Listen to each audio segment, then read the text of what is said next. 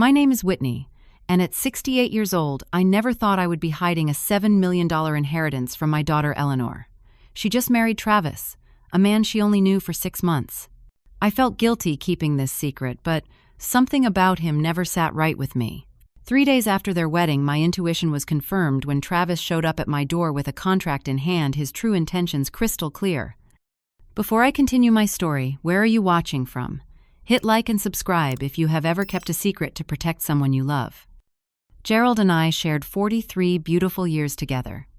We met in college when I was studying literature and he was pursuing engineering.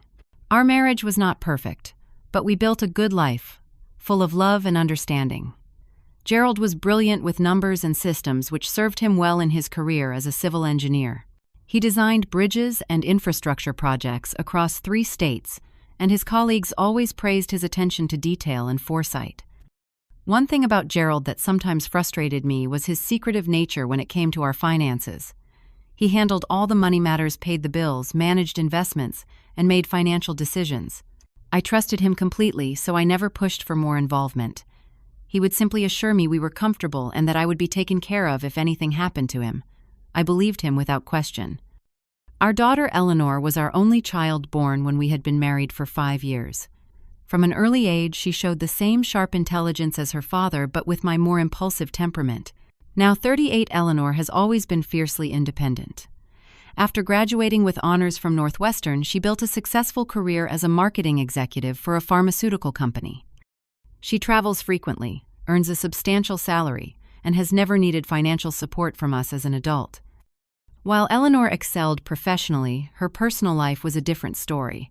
She had a pattern of choosing the wrong men. There was Anthony, the charming artist who borrowed thousands of dollars from her before disappearing. Then came Jordan, who cheated on her repeatedly but always convinced her to give him another chance.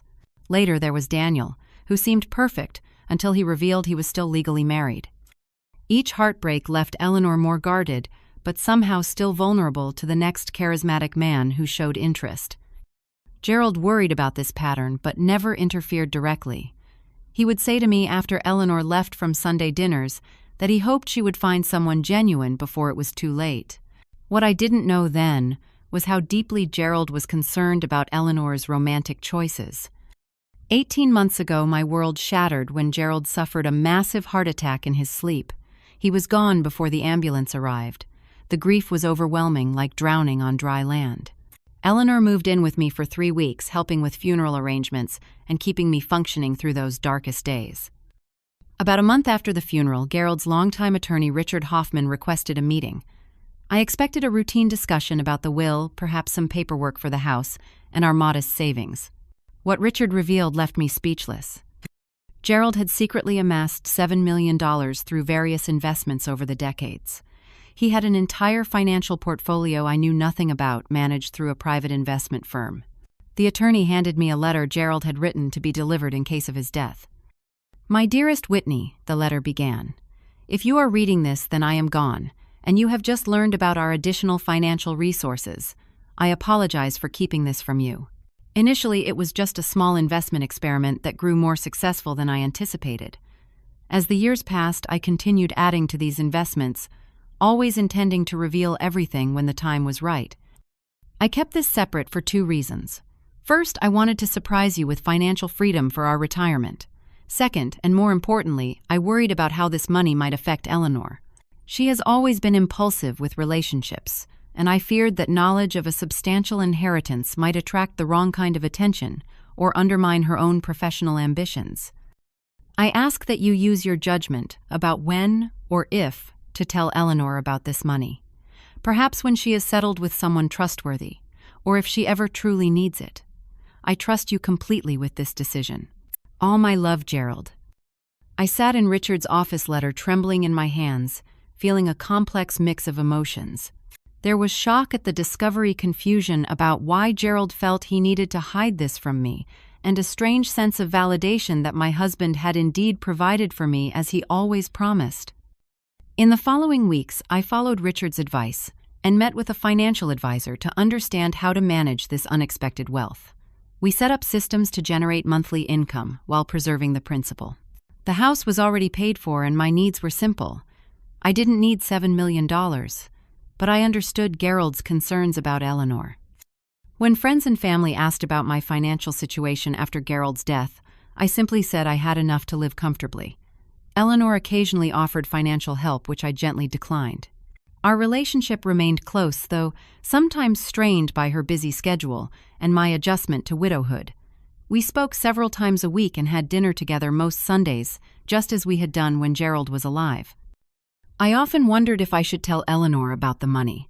Several times I nearly did, especially when she mentioned saving for a down payment on a condo. But each time I remembered Gerald's letter and his concerns.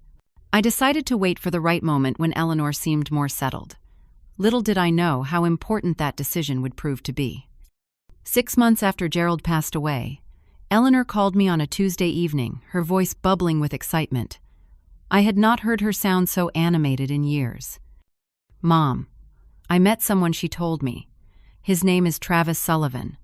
Hez 42 runs his own investment consulting business, and Mom has different from the others. I can feel it."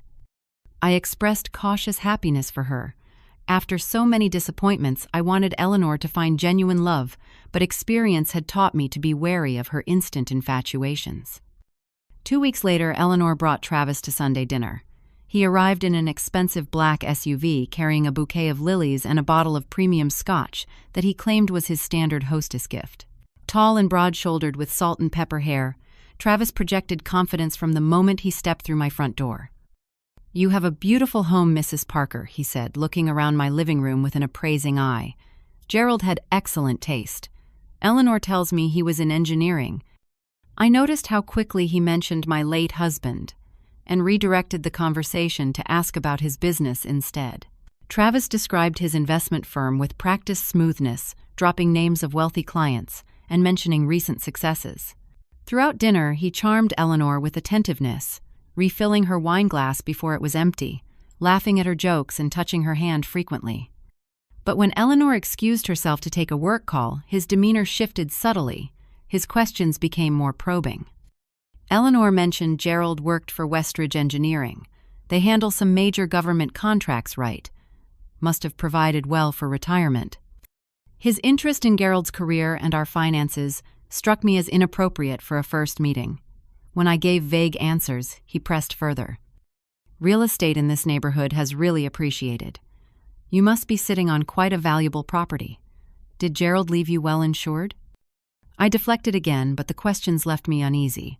When Eleanor returned, Travis immediately switched back to charming mode, but my radar was activated. Over the next few weeks, Eleanor saw Travis nearly every day. She began mentioning changes she was making on his suggestions. She switched financial advisors to someone Travis recommended. She considered leaving her job for a position at a company where Travis had connections. Her wardrobe evolved to include more expensive conservative clothing that Travis apparently preferred. The speed of their relationship alarmed me. With previous boyfriends, Eleanor had maintained her independence much longer, keeping her own schedule and priorities. With Travis, she seemed to reorganize her entire life within weeks. When I tried to discuss this with her over lunch, Eleanor became immediately defensive. "You don't want me to be happy, do you?" she accused. "Travis is successful, stable, and treats me wonderfully. Why can't you just be happy for me?" "I love seeing you happy, sweetheart," I replied carefully. "I just want to make sure you're not rushing into anything. You have only known Travis for a month." "Mom, when you know," she said dismissively. "Dad would have loved him." That comment stung deeply because I suspected Gerald would have shared my reservations, but I backed off, not wanting to drive a wedge between us. I tried to give Travis the benefit of the doubt. Perhaps my suspicions were colored by grief or by Eleanor's past relationship failures. Maybe he genuinely cared for her and simply had an awkward way of showing interest in her family. But then came the incident at my birthday dinner. Eleanor had organized a small celebration at my favorite Italian restaurant. When she left the table to speak with the manager about the cake, Travis leaned across the table toward me. "Eleanor mentioned you might be thinking of downsizing," he said. Though I had never discussed this with Eleanor or anyone else. "I have some clients looking in this area. I could help you get top dollar for your place. My commission would be minimal family discount," he added with a wink. When I told him I had no plans to sell, His expression hardened momentarily before he recovered his smile. Later that evening, as he helped me into my coat, he commented, "Gerald must have had a substantial retirement package from all those years of service. Smart man like that probably had excellent investments too." The pattern continued. Whenever Eleanor wasn't present, Travis would probe about finances, property, or Gerald's career. He often mentioned friends going through probate nightmares or elderly relatives being taken advantage of financially, as if fishing for my situation. One Sunday afternoon, I overheard Travis on the phone in my garden while Eleanor was helping me in the kitchen. His voice carried through the open window. "It's taking longer than expected," he was saying. "The mother is tight-lipped about the assets, but I'm making progress with Eleanor. She'll have access to everything once we're married. 6 months tops." He ended the call when he noticed me watering plants nearby, flashing his practiced smile and commenting on the beautiful weather. But the cold calculation in his voice during that call confirmed all my fears. Travis was not what he seemed. Just 4 months after meeting, Travis proposed to Eleanor during a weekend trip to Napa Valley. He presented her with a large diamond ring that he claimed had belonged to his grandmother.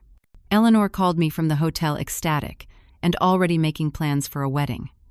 "Mom, we don't want to wait," she told me. "Travis says at our age there's no point in a long engagement. We're thinking about a wedding in 3 months. Nothing extravagant, just elegant and intimate." I felt my heart drop. 3 months was an incredibly short time to plan a wedding, even a small one. More concerning was the rush to formalize their relationship when they barely knew each other. "Don't you think that's awfully soon, sweetheart?" I asked carefully. "Most venues and good vendors book up a year in advance." "Travis says there's no reason to wait. He'll take care of everything. He knows people," she responded, dismissing my concerns. When they returned from Napa, Eleanor brought Travis to Sunday dinner to celebrate their engagement. He brought champagne and proposed a toast to our expanding family. Throughout the evening, he kept referring to plans for their future, including frequent mentions of what they would do with my house when I was gone. After dinner, Eleanor excitedly shared their wedding ideas. Each time she mentioned something she wanted, Travis would subtly redirect her toward what he preferred. By the end of the evening, their intimate wedding had evolved into a lavish affair at an exclusive country club where Travis claimed membership. Over the next few weeks, I tried several times to have private conversations with Eleanor about the speed of their relationship, but she always included Travis in our meetings or cut our phone calls short because he was waiting. During one rare moment alone with my daughter, I tried again. "Eleanor, darling, I know you're excited, but marriage is a serious commitment. Are you absolutely certain Travis is the right person? It's only been 4 months." Her face immediately hardened. "Mom, I'm 38 years old. I'm not some naive girl. Travis is successful, stable, and he adores me. Why can't you just be happy that I've finally found someone worth committing to?" "I am happy if you're happy," I assured her. "I just want to make sure you're making this decision for the right reasons." "What is that supposed to mean?" she demanded. "Just that love should be the primary reason for marriage, not convenience or status or financial security." Eleanor laughed harshly. "Is that what you think? That I'm marrying Travis for his money? For your information, Mom, he's asked me to sign a prenuptial agreement to protect my assets. He says he's had gold diggers try to take advantage of him before, and he wants to make sure I'm marrying him for love." The prenuptial agreement raised another red flag. What assets did Eleanor have that would require such protection? Her condo, her retirement account, and her savings were modest. It seemed more likely that Travis was establishing a pattern of financial documentation that could benefit him later. One evening, about 6 weeks before the wedding, I stopped by Eleanor's condo to drop off some old family photos she wanted to display at the reception. I knocked, but there was no answer, though her car was in the visitor parking spot. As I turned to leave, I heard Travis' voice through the partially open window. "Just stick to the plan," he was saying tensely. "Once we're married, I'll handle the mother. Eleanor trusts me completely now. With the old lady, it's just a matter of time before we access the inheritance. The prenup is designed to protect us, not her." There was a pause, then he continued laughing. "Does she suspect?" "Of course not. Women like Eleanor are so desperate for love they can't see what's right in front of them. 3 failed relationships made this almost too easy." I froze, my blood running cold. I wanted to burst in and confront him, but I knew Eleanor wouldn't believe me. She would think I was trying to sabotage her happiness. I quietly left my mind racing. The next day, I contacted a private investigator recommended by my attorney. I needed to know exactly who Travis Sullivan was before it was too late. The investigator, Marion Jenkins, promised to be discreet and thorough. A week later, Marion called with preliminary findings. Travis Sullivan had declared bankruptcy twice in the past 15 years. He had a minor criminal record for financial fraud from 12 years ago, though had received only probation. Most concerning his investment firm appeared to exist primarily on paper, with no actual office address beyond a virtual mailbox service. I was devastated, but not surprised. Every instinct had told me something was wrong, but the concrete evidence was still shocking. I debated what to do with this information. If I presented it to Eleanor directly, she would likely dismiss it as my attempt to undermine her relationship. Travis had already positioned me as the unsupportive mother. Meanwhile, wedding preparations accelerated. Travis took control of most decisions, often overriding Eleanor's preferences. The intimate wedding she initially wanted had evolved into an expensive production with 200 guests, many of whom were Travis business associates that Eleanor had never met. Most concerning was Travis' suggestion that they move into my house after the wedding to save money while looking for the perfect home. This contradicted his claims of financial success and suggested he was positioning himself to access my property. Through all of this, I maintained my silence about Gerald's $7 million inheritance. Each time I considered telling Eleanor, I remembered Gerald's letter and his concerns. Now, with Travis clearly targeting our family for financial gain, I was grateful for my late husband's foresight. The hidden inheritance had become a safeguard against a predator. 2 weeks before the wedding, I consulted with Richard Hoffman, Gerald's attorney, sharing my concerns about Travis. Richard advised me to protect myself legally while gathering more evidence. "If your suspicions are correct," he said gravely, "this man is executing a calculated plan. But accusation without proof will only alienate your daughter. Sometimes the best defense is to allow someone enough rope to hang themselves." On Richard's recommendation, I updated my will and placed my home in an irrevocable trust with Eleanor, as beneficiary but with strict conditions that would prevent any spouse from accessing the property value. I also created power of attorney documents that named Richard's partner as my representative should I become incapacitated rather than Eleanor or any of her potential spouses. These measures would protect the assets Travis knew about, but the $7 million inheritance remained our secret ace. Gerald had established it in a separate trust that only I could access or modify. As the wedding approached, I hoped I wouldn't need to use any of these protections, but my husband's caution had prepared me for exactly this scenario. The wedding day arrived with perfect June weather. The country club looked spectacular with floral arrangements in blush pink and white adorning every surface. Eleanor was radiant in her designer gown, her happiness evident despite the tension that had developed between us during the planning process. I sat in the front row during the ceremony, my emotions in turmoil. Part of me hoped desperately that I was wrong about Travis, that he truly loved my daughter and would make her happy. Another part watched his performance with growing certainty that he was playing a role, his eyes calculating even as he recited vows of devotion. During the reception, I maintained a careful facade of motherly joy. Travis' family was noticeably sparse, just an elderly aunt and a cousin, despite his claims of extensive business and family connections.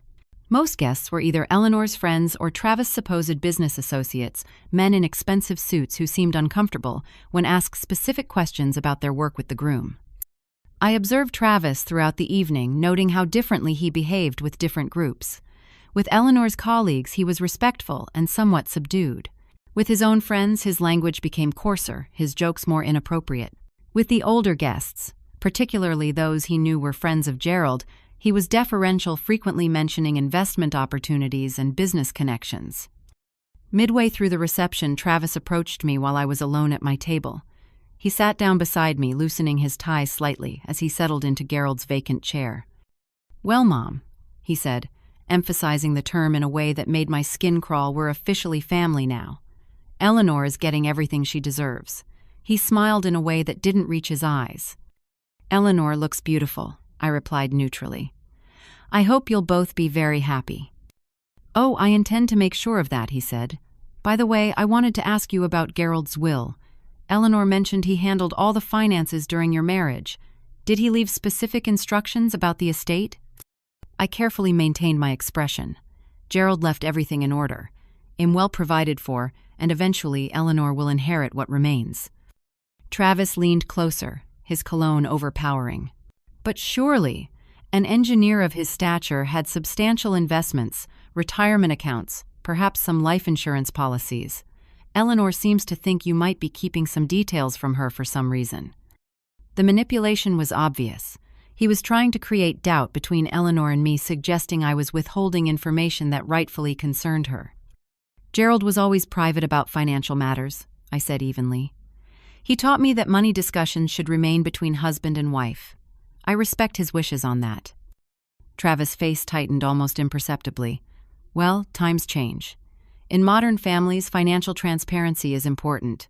Eleanor and I believe in sharing everything.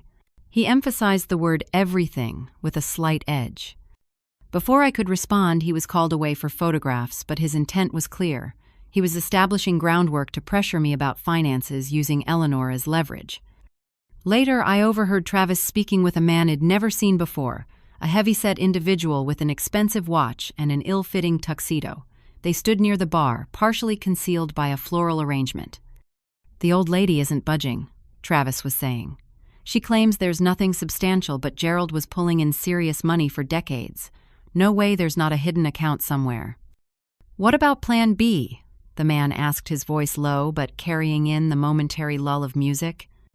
"Already in motion," Travis replied. "Eleanor signed the updated prenup yesterday. If the mother doesn't cooperate, we'll have other options. The house alone is worth close to $1 million in that neighborhood." I moved away before they noticed me, my worst fears confirmed. Travis was indeed targeting my assets, and he had apparently modified the prenuptial agreement in ways Eleanor might not fully understand. I needed to speak with my attorney as soon as possible. The reception continued with dancing and champagne toasts. Eleanor seemed blissfully unaware of my concerns, dancing with Travis and beaming at their guests. When it came time for mother-daughter photographs, she hugged me tightly. "I wish Dad could be here," she whispered, her eyes filling with tears. "Hez here in spirit," I assured her, thinking how grateful I was for Gerald's foresight. "He always wanted your happiness above all things." After the newlyweds departed for their honeymoon in Bali, another Travis suggestion that replaced Eleanor's original desire for Italy, I returned home emotionally exhausted. The investigation report from Marion Jenkins waited in my secure email, and I spent hours reviewing the details of Travis' past. What emerged was a pattern more disturbing than it imagined. Travis had been married twice before, facts had never shared with Eleanor. Both marriages had ended within 2 years, and both ex-wives had filed complaints about financial manipulation, though neither case had proceeded to criminal charges. His investment firm showed minimal actual business activity despite his claims of success. Most damning was evidence that he had researched our family specifically with online searches about Gerald, his engineering firm, and property records for our home, dating back 6 months before he supposedly met Eleanor by chance. I hardly slept that night, knowing that when Eleanor returned from her honeymoon in 2 weeks, difficult conversations lay ahead. But Travis accelerated the timeline in a way I hadn't anticipated. The next morning, I received a text message from Eleanor. "Mom, Travis had a wonderful idea. Since we're between homes, he suggested we stay with you when we get back until we find the perfect place. It's so practical and get to spend more time together. I already have a key, so don't worry about arrangements. Love you." I stared at the message in dismay. They had planned a 2-week honeymoon. This gave me exactly 15 days to prepare for whatever Travis had planned next. I immediately called Richard Hoffman and scheduled an appointment for the following day. The attorney listened gravely as I shared the latest developments, including the conversation I'd overheard at the wedding. When I finished, he leaned back in his chair and steepled his fingers thoughtfully. "Whitney," he said, "Travis' behavior follows a classic pattern of financial predators who target widows and their families. The rushed relationship, the isolation tactics, the probing questions about assets, and now moving into your home all suggest he's positioning himself to access your finances." "What can I do?" I asked. "If I tell Eleanor what I suspect, she'll think I'm trying to ruin her marriage." Richard handed me a business card. "This is a digital security specialist. Have him check your home for surveillance devices before they move in. Also, I recommend you purchase a small recording device to document any conversations with Travis when Eleanor isn't present. Michigan is a one-party consent state, so it's legal if you're part of the conversation. As I left his office, Richard added one final piece of advice. Be careful, but don't act afraid. Sometimes the best defense is to let someone believe they're succeeding until they make a critical mistake. Document everything and be ready when the time comes. True to his word, 3 days after the wedding, while Eleanor was still honeymooning across the world, Travis Sullivan arrived unannounced at my front door. The doorbell rang at precisely 10:30 on Tuesday morning. I wasn't expecting visitors, and my first thought was that it might be a package delivery.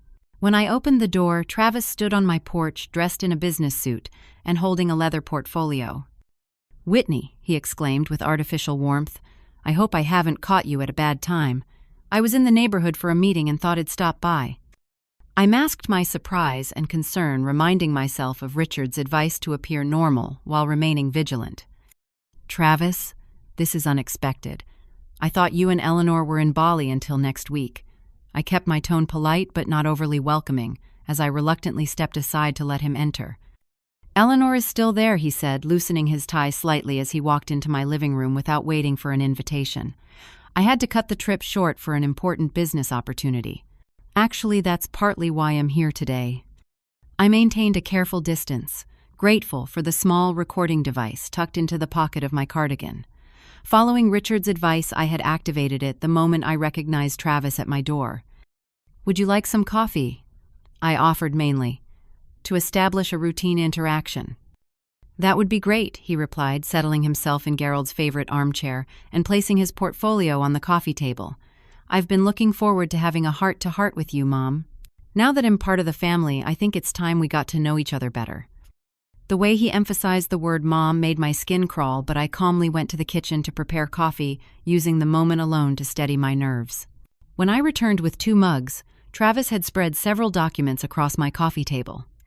"I brought some things I wanted to discuss with you," he said, patting the seat beside him on the sofa. The familiarity of the gesture in my own home was jarring, but I sat down, keeping a cushion's distance between us. "What sort of things?" I asked, placing his coffee mug on a coaster. Travis pulled out a document with an official-looking heading. "As the man of the family now, I feel responsible for ensuring everyone is protected financially." Speaking, he began his tone patronizing. "Eleanor mentioned you've been managing a loan since Gerald passed, and I know how overwhelming financial matters can be for someone your age." I sipped my coffee to hide my reaction to his condescension. "I've been managing fine, thank you." "I'm sure you've done your best," he said dismissively, sliding a document toward me. "But with my expertise in financial management, I can take that burden off your shoulders. This is a family financial consolidation agreement. It would allow me to oversee all the family assets efficiently." I glanced at the document without touching it. The title read Financial Power of Attorney, and even from my brief look, I could see it would grant Travis complete control over my finances. "What exactly would this involve?" I asked, pretending ignorance while my suspicions deepened. Travis launched into an explanation filled with financial jargon, clearly intended to confuse rather than clarify. The essence of his proposal was that I would sign over control of my account's property and any investments to him as the financial head of the family. It would simplify everything, he concluded smoothly. "You wouldn't have to worry about bills, investment decisions, or managing the house. Eleanor and I would handle everything while you enjoy your retirement." "That sounds like a significant change," I said carefully. "I've always been quite independent with my finances, especially since Gerald passed." Travis' expression tightened almost imperceptibly. "Times are changing, Whitney. Financial management is getting more complex. Tax laws, investment opportunities, property management all require specialized knowledge." He leaned forward, his tone becoming firmer. "Besides, Eleanor and I will be moving in soon. Consolidating our finances is just practical." I pretended to consider his words while noting how quickly his friendly facade was slipping. Moving in temporarily is one thing, but signing over financial control is quite another. "I think I'd need to review this with my attorney before making such a decision." At the mention of an attorney, Travis' smile vanished completely. His eyes hardened and he straightened in his seat. "That won't be necessary. This is a family matter, not a legal one." Having lawyers involved would upset Eleanor. She trusts me to handle these things. Nevertheless, I would be more comfortable having Richard look these over. Richard Hoffman was Gerald's attorney for many years. Travis' jaw tightened. My research indicates you're worth considerably more than you've led Eleanor to believe. He abandoned all pretense now, his voice taking on an edge. Westridge Engineering Partners were well compensated, and Gerald worked there for decades. The properties in your neighborhood sell for nearly $1 million. There's also the matter of life insurance and investment accounts. I kept my expression neutral despite the shock of his direct approach. Your research, I repeated quietly. Realizing his mistake, Travis attempted to backpedal. I simply mean I've looked into financial planning for our family. As Eleanor's husband, I have a right to know about potential inheritances that might affect our future. I stood up, creating distance between us. I think this conversation has gone far enough. I'd like you to leave now, Travis. He remained seated, his expression darkening. You can't keep secrets forever, Whitney. Eleanor is my wife now. What you have will eventually be hers and by extension mine. We can do this the easy way or the hard way. Are you threatening me in my own home? I asked, my voice steady despite my racing heart. Travis finally stood, gathering his documents with jerky movements. Not threatening, just being practical. Eleanor trusts me completely. If it comes down to choosing between her mother and her husband, who do you think she'll choose? He tucked the papers back into his portfolio. Think about it. I'll be back in a few days for your answer. I escorted him to the door without another word. As soon as it closed behind him, I locked it and leaned against the wall, my hands trembling. The confrontation had been even more direct than it anticipated. Travis had shown his true colors more quickly than I expected, confirming every suspicion I'd harbored. I retrieved my phone and stopped the recording, then immediately called Richard Hoffman. His secretary put me through right away. He showed up at my house with power of attorney documents, I told Richard without preamble. He expected me to sign everything over to him, and when I refused, he essentially threatened to turn Eleanor against me. Did you record the conversation as we discussed? Richard asked. Yes, every word. Good. Email it to me immediately. This gives us concrete evidence of his intentions. Did he mention the inheritance specifically? He said his research indicated him worth more than I've led Eleanor to believe. He specifically mentioned life insurance and investment accounts, but no direct reference to the $7 million. No, I replied. He seems to suspect something exists, but he doesn't know details. That's important, Richard said. It means he doesn't have access to the actual trust documents. Keep it that way. No matter what pressure he applies, do not reveal the existence of that money. After ending the call, I forwarded the recording to Richard and then sat alone in my living room contemplating what would come next. Travis had shown his hand earlier than expected, and now I had evidence of his true intentions. But Eleanor was still in Bali, still blissfully unaware of the man she'd married. The hardest conversations were yet to come. The next morning, my phone rang at 6 a.m. It was Eleanor calling from Bali, her voice tight with anger. "Mom, what did you say to Travis?" she demanded without preamble. "He called me last night, really upset." I took a deep breath, unprepared for this confrontation so soon. "Good morning, Eleanor. What did Travis tell you?" "He said he tried to help you with some financial planning and you threw him out of the house." "He was just trying to look after you, Mom. Why are you being so difficult?" I closed my eyes, gathering my thoughts. Eleanor's version of events had clearly been shaped by Travis. "That's not exactly what happened, sweetheart. Travis showed up unannounced with legal documents for me to sign that would have given him control over all my finances and property. He was trying to help organize things," Eleanor countered, her voice rising. "He has experience with estate planning. You're being paranoid and ungrateful." "Did he tell you exactly what the documents were?" I asked calmly. There was a slight hesitation. He said they were basic family financial agreements to make things simpler for everyone. "Eleanor, they were power of attorney documents that would have given him complete control over everything I own. I would have needed his permission to access my own money or make decisions about my own house." "That's not true," she snapped, but I detected uncertainty creeping into her voice. "Travis wouldn't do that. You're twisting things because you never wanted me to marry him." I tried a different approach. Eleanor, has Travis told you about his previous marriages? There was a long silence. What are you talking about? Travis has been married twice before. Both marriages ended within 2 years, and both ex-wives filed complaints about financial manipulation. That's a lie, she nearly shouted. You're making things up now. Travis would have told me if he'd been married before. I have documentation, Eleanor. I hired a private investigator after I became concerned about his behavior. You, what? The betrayal in her voice was palpable. You spied on my husband. How could you do this to me? I was trying to protect you, I said softly. There were too many red flags. His interest in our finances, the rushed relationship, the controlling behavior. The controlling behavior is coming from you, Mom. Eleanor was crying now. You can't stand that I'm happy. You want me to be alone like you. Her words stung, but I pressed on. Sweetheart, please just look at the evidence when you get home. I wouldn't make this up. I don't need to see your made-up evidence, she said coldly. Travis warned me you'd try something like this. He said widows sometimes become paranoid and possessive of their children after losing their spouse. I didn't want to believe him, but now I see he's right. Eleanor, please. We're cutting our honeymoon short, she interrupted. Well, be home tomorrow, but we won't be staying with you. Travis says it's clear you need some space, and frankly, I agree. Don't call me. I'll contact you when I'm ready. The line went dead before I could respond. I sat there, phone in hand, feeling as though I'd been punched in the stomach.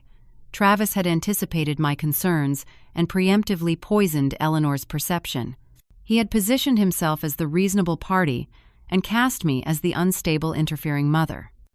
I called Richard immediately to update him on this new development. He listened gravely to my account of the conversation. This is a classic isolation tactic, he confirmed when I finished. Travis is driving a wedge between you and Eleanor to eliminate your influence. It's concerning that they're returning early. He may be accelerating his plans. What can I do? I asked, fighting back tears. She won't even look at the evidence. Richard was quiet for a moment, thinking, we need to be strategic. Direct confrontation isn't working because Eleanor's emotions are clouding her judgment. We need irrefutable evidence that even she can't dismiss, and preferably from a source other than you. What kind of evidence? Ideally, testimony from someone who's experienced Travis' tactics firsthand. His ex-wives, for instance. The investigator found contact information for both women. With their cooperation, we might build a case Eleanor can't ignore. Over the next week, while Eleanor and Travis settled into a hotel rather than coming to my home, I worked with Mary and Jenkins to contact Travis' ex-wives. The first, Amanda Reeves, now lived in Phoenix and initially refused to speak with us. The second, Diane Lawson, still lived in Michigan, just 2 hours away, and agreed to meet after hearing a brief explanation of my concerns. Diane was a slender woman in her early 40s with wary eyes and a hesitant smile. We met at a quiet cafe midway between our homes, with Marion Jenkins joining us for professional support. I never thought I'd hear his name again, Diane said after we ordered coffee. I spent years trying to put that experience behind me. I'm sorry to bring up painful memories, I said sincerely. But my daughter married Travis 3 weeks ago, and I'm afraid she's in danger of experiencing what you did. Diane nodded slowly, turning her coffee cup in small circles. Your investigator mentioned similarities in our situations. Let me guess. He pursued your daughter intensely, created a whirlwind romance, and pushed for marriage quickly. Exactly, I confirmed. 4 months from meeting to wedding. Mine was 5 months, she said with a sad smile. Fastest 5 months of my life. Everything was perfect until the week after the wedding. That's when the control started. First, it was subtle suggestions about my spending habits, then criticism of my friends. By month 3, he had convinced me to add him to all my accounts for convenience. By month 6, I had no access to my own money without his approval. Her story aligned precisely with what I feared for Eleanor. Did you try to leave? I asked. Diane nodded. When I finally realized what was happening and tried to separate our finances, he became threatening. Not physically. Travis is too smart for that. But he threatened to ruin my credit, to tell my employer I was mentally unstable, to contest every penny in court until I had nothing left. How did you finally get away? My brother, Diane said, her expression softening. He never liked Travis, and kept checking on me even when Travis tried to limit my family contact. When he realized what was happening, he helped me get legal support and a safe place to stay. Travis fought the divorce viciously, but without access to my ongoing income, he eventually gave up. She paused, looking at me intently. But I still lost nearly $200,000 from my inheritance and retirement accounts. Money he had legal access to because of the documents I foolishly signed. "Would you be willing to tell your story to my daughter?" I asked, hope rising for the first time in weeks. Diane hesitated. "The last time I saw Travis, he told me if I ever interfered in his life, he'd make me regret it. Hes vindictive Mrs. Parker." "I understand your concerns," I assured her. "But your testimony could save my daughter from years of manipulation and financial abuse." After further discussion, Diane cautiously agreed to meet with Eleanor, though she insisted on having her attorney present. The challenge now was getting Eleanor to agree to such a meeting. For 2 weeks, Eleanor ignored my calls and messages. When she finally responded, it was with a terse text: "Travis and I are looking at houses. We need space from your negativity. Please respect that." I was running out of options when fate intervened in an unexpected way. Travis made a critical mistake. Richard called me on a Thursday afternoon, his voice urgent. "Whitney, Eleanor's on her way to your house now. Travis apparently tried to refinance your property using forged documents with your signature. The bank contacted the original attorney on record for verification, which was my office. Eleanor was with Travis when my assistant called to verify and overheard enough to cause her to question things. 30 minutes later, Eleanor pulled into my driveway. She looked thinner than at her wedding, with dark circles under her eyes. When I opened the door, she stood uncertainly on the porch. "Is it true?" she asked without greeting me. "Did Travis try to take out a loan against your house?" "Come inside," I said gently. "We have a lot to talk about." Eleanor followed me into the living room, her movements stiff with tension. I gestured for her to sit, but she remained standing, arms crossed defensively. "Just answer the question, Mom. Did Travis forge your signature on loan documents using this house as collateral?" "Yes, he did," I replied simply. "The bank contacted Richard's office for verification, since his firm handled the original property documents when your father died. That's how the forgery was discovered." Eleanor sank onto the sofa, her face pale. "Why would he do that? He told me we were applying for a business loan, using his company's assets." I sat beside her, careful to maintain some distance. "Eleanor, there's a lot you don't know about Travis. I've been trying to tell you for weeks, but you weren't ready to hear it." "Show me," she said, her voice barely audible. "Show me everything." I retrieved the file containing Marion Jenkins' investigation, the recorded conversation from Travis' visit with the power of attorney documents and printouts of the forged loan application Richard had obtained from the bank. Wordlessly, I placed them on the coffee table in front of her. For nearly an hour, Eleanor read in silence, occasionally wiping tears from her cheeks. She listened to the recording twice, flinching at Travis' dismissive tone when he spoke about her. When she finally looked up, her eyes were red but clear. There was a pattern, wasn't there? And I fell right into it. "It's not your fault," I said softly. "He targeted you specifically, Eleanor. He researched our family before ever approaching you. He knew exactly what to say and do to win your trust." "But I made it so easy for him," she whispered. "I ignored all the warning signs. I dismissed your concerns. I trusted him completely." I took her hand gently. "We all want to believe in love, sweetheart. Travis is practiced at exploiting that desire." "Have you met his ex-wives?" she asked suddenly. "The report mentions 2 previous marriages." "I've spoken with Diane, his second wife. She described a nearly identical pattern to what you've experienced. She's willing to meet with you if that would help." Eleanor nodded slowly. "I think I need to hear her story." Before I could respond, the doorbell rang. Through the side window, I could see Travis standing on the porch, his expression thunderous. Eleanor stiffened. "It's him," she whispered, fear evident in her voice. "You don't have to see him if you're not ready," I assured her. No, Eleanor straightened her shoulders. "I'm ready. I need to face this." "I want to record this conversation," I said, reaching for my phone. "For your protection." Eleanor nodded, and I activated the recording app before opening the door. Travis pushed past me without waiting for an invitation, his attention fixed on Eleanor. "There you are," he said, his tone a mixture of relief and irritation. "I've been calling you for hours. We need to talk in private. He shot a pointed look in my direction. Anything you have to say, you can say in front of my mother, Eleanor replied, her voice steadier than I expected. Travis' expression darkened. This is between husband and wife Eleanor. Your mother has been interfering in our marriage from the beginning. She's trying to control you. Can't you see that? The only person trying to control me is you, Travis. Eleanor held up the file containing Marion's investigation. You lied about everything. Your business, your past, your previous marriages, your intentions toward me and my family. Travis' face flushed with anger, but he quickly composed himself, adopting a wounded expression. Baby, whatever she's shown you is fabricated. Your mother hired someone to create false documents because she can't stand seeing you happy and independent. The bank called Richard's office about forged loan documents on this house, Eleanor countered. Documents with my mother's signature that she never signed. Explain that. Travis hesitated, clearly caught off guard. There must be some misunderstanding. I was exploring options for our future, that's all. By committing forgery and fraud, Eleanor pressed. Travis' demeanor changed suddenly, his fake charm vanishing. His eyes hardened as he looked between Eleanor and me. Fine. You want the truth.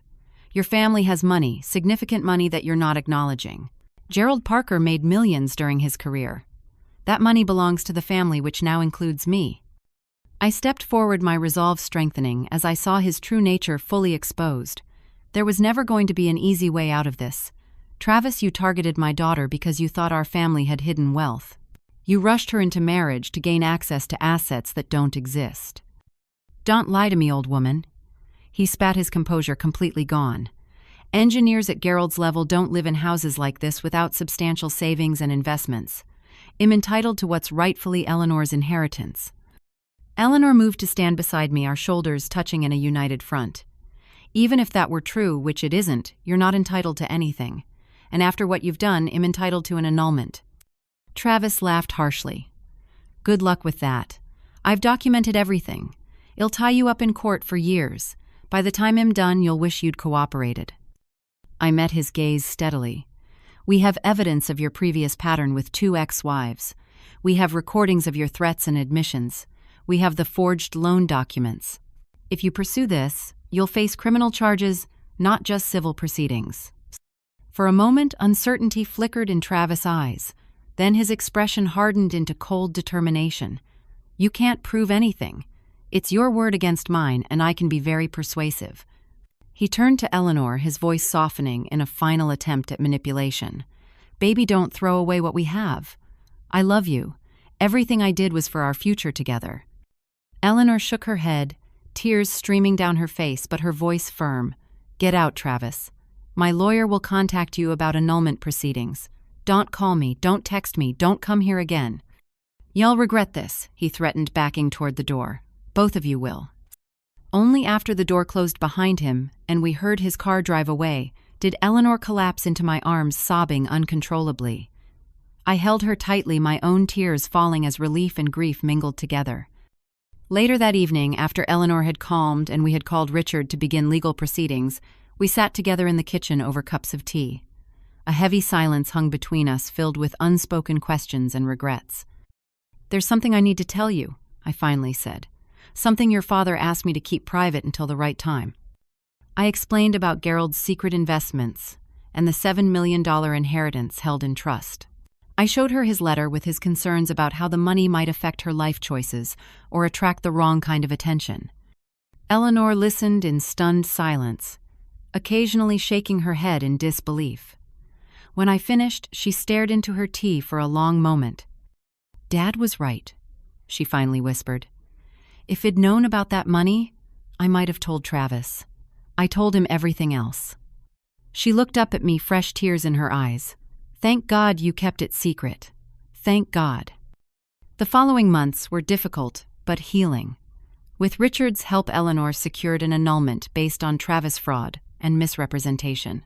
The evidence was so compelling that Travis eventually stopped fighting, especially when faced with potential criminal charges for the forgery. Eleanor moved back home temporarily, both of us finding comfort in rebuilding our relationship. She began seeing a therapist to understand the patterns in her romantic choices and to heal from the betrayal. 6 months after the annulment, we sat together in Richard's office as he explained how Gerald's trust would work going forward. Eleanor would have access to a portion of the funds for a down payment on a new home safely in her name alone. The bulk would remain protected in trust, generating income while preserving the principal. "It's strange," Eleanor said as we drove home that day. "If Dad had just told us about the money, none of this might have happened." "Or something worse might have happened," I replied. "Your father was trying to protect you in his own way. He wanted you to find someone who loved you for yourself, not for your inheritance. And instead, I found someone who loved me for an inheritance that didn't even exist," she said with a rueful laugh. The irony isn't lost on me. 3 weeks later, I used a portion of the trust income to establish the Parker Family Foundation, providing support and legal resources for victims of financial abuse and fraud. Diane Lawson agreed to serve on the advisory board, her experience proving invaluable in helping others recognize the warning signs Eleanor had missed. Life settled into a new normal. Eleanor purchased a small cottage near the lake, focusing on her career and personal growth rather than romantic relationships. We had dinner together every Sunday, sometimes joined by new friends or colleagues, but always making time for just the two of us. One evening, as we sat on her porch watching the sunset over the water, Eleanor asked the question that had lingered between us. "Do you think you'll ever trust anyone again, Mom? I mean romantically." I considered my answer carefully. "I believe you'll trust differently, not less. You'll trust with wisdom rather than wishful thinking. And when the right person comes along, that wiser trust will build a stronger foundation than blind faith ever could." She nodded, seeming satisfied with my response. "You've always trusted your instincts even when I wouldn't listen. I need to learn to do the same." "Your instincts are stronger than you realize," I told her. "They were just temporarily drowned out by someone who knew exactly which buttons to push. The fact that you're questioning and reflecting shows you're already developing that wiser perspective." As the sky deepened to indigo, I thought about Gerald and how much I missed his steady presence. Yet even in his absence, his foresight had protected our daughter when she needed it most. Sometimes the greatest acts of love are the quiet, invisible ones that unfold long after we're gone. Have you ever had to keep a secret to protect someone you love? I wonder how many of you would have done the same thing I did. Share your thoughts in the comments below. If you found wisdom in our story, please like this video and subscribe to hear more experiences that might help you navigate your own challenging situations. Remember, sometimes the most valuable inheritance isn't money at all, but the lessons we learn through life's difficult moments. Thank you for listening, and may you find strength when facing your own crossroads.